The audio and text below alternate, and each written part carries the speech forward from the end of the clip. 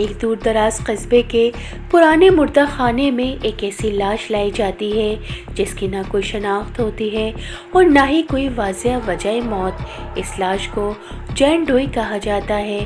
باہر سے یہ عورت مکمل عام لگتی ہے، جیسے کسی گہری نیند میں ہو، لیکن اندر چھپا ہوا راز اتنا خوفناک ہے اسے دیکھنے والا ہر شخص بے چینی محسوس کرنے لگتا ہے۔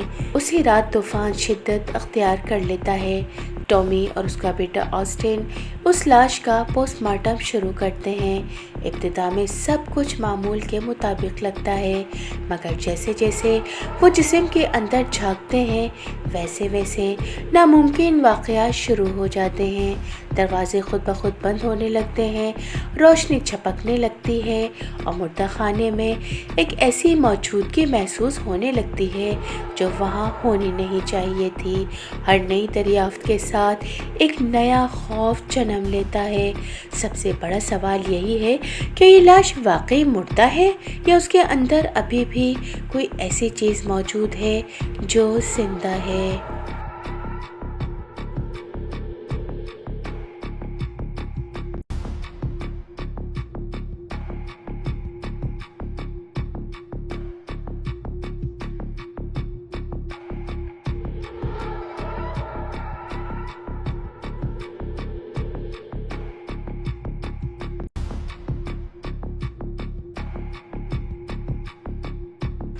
کہانی کا آغاز ایک ایسے گھر سے ہوتا ہے جہاں ایک دل دہلا دینے والا واقعہ پیش آ چکا ہوتا ہے۔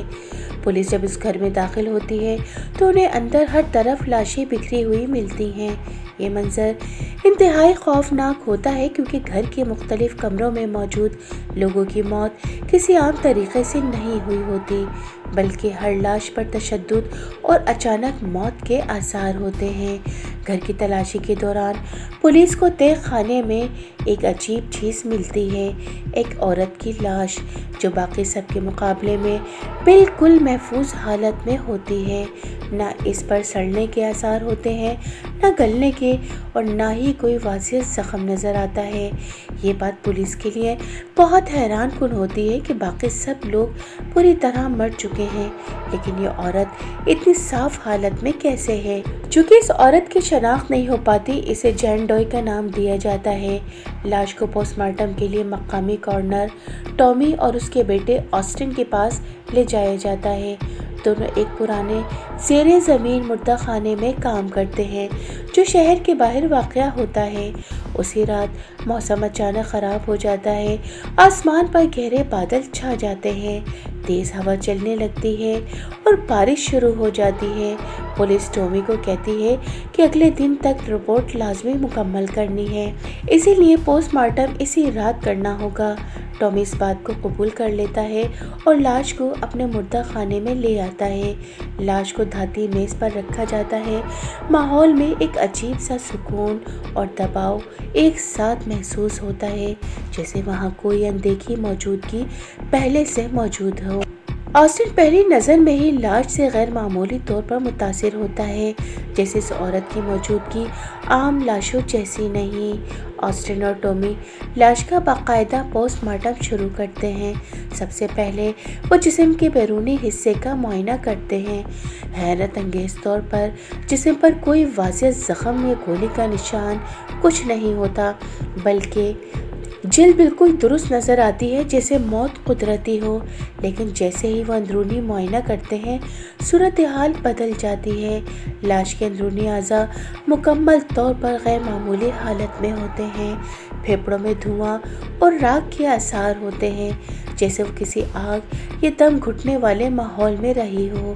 دل کے اندر چھوٹا سا کپڑا موجود ہوتا ہے جس پر پراسرار نشانات بنے ہوئے ہوتے ہیں۔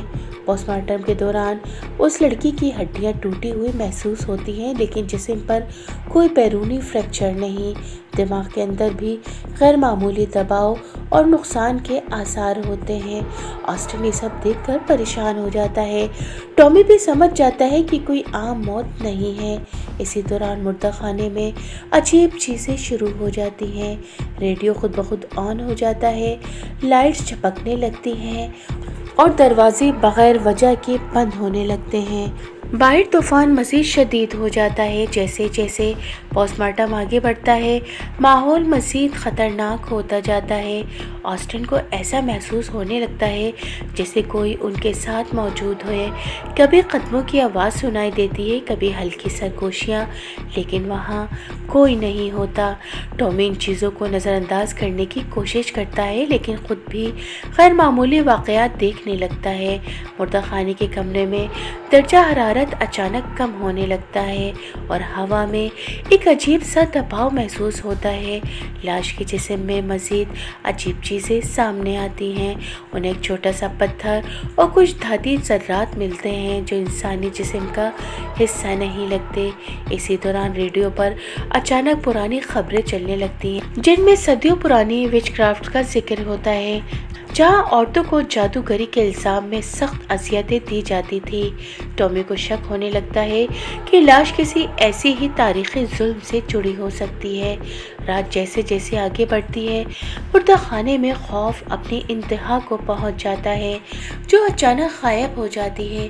کبھی دیواروں پر عجیب نشان ابھرتے ہیں اور کبھی ایسے لگتا ہے کہ کوئی اس کے بہت قریب کھڑا ہے۔ ٹامی بھی اپنی چیزوں کو محسوس کرتا ہے۔